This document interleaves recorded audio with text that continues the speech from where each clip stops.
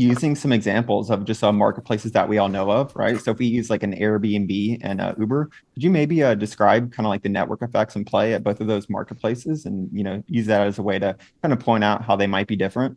The basic construct of a marketplace and a network effect, both of them meet, right? So adding more drivers makes Uber more valuable for riders, vice versa.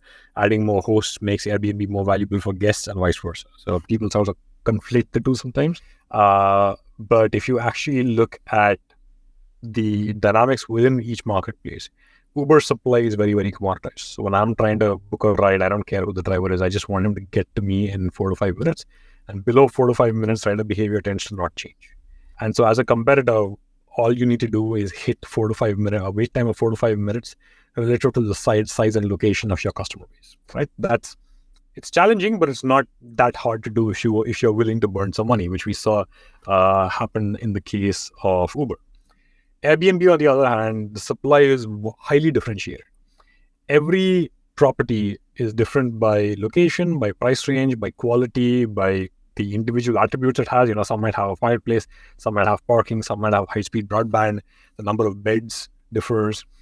And as a consumer, you care about each, if not each, many of those things.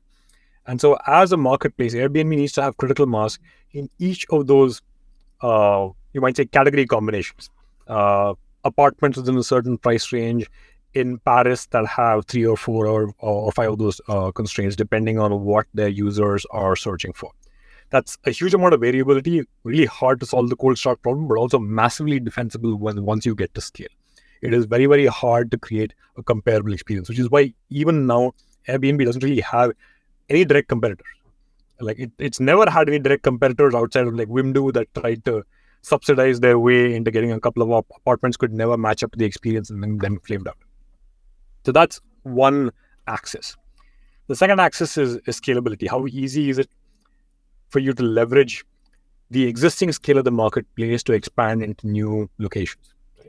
With Uber, insanely hard because it's a very hyper-local marketplace. You need both demand and supply in the same location. So you're bootstrapping one location, then you go into a new city, a new location, and start off from scratch all over again. So your CAC starts out really high because you're subsidizing everyone. And as you start or successful in getting more people on, word of mouth spreads, CAC starts to decline. You move to a new location, goes right back up, right? So it's a challenging marketplace from a unit economic standpoint.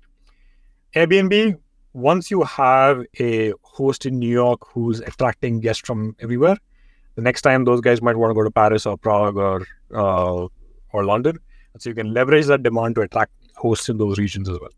So a whole lot easier to scale. And you can see this in the unit economics of both Uber and Airbnb. Airbnb had a much easier time getting to profitability. In their case, it was actually something they could control. In Uber's case, it took a while. It took a CEO change. That was a challenging journey.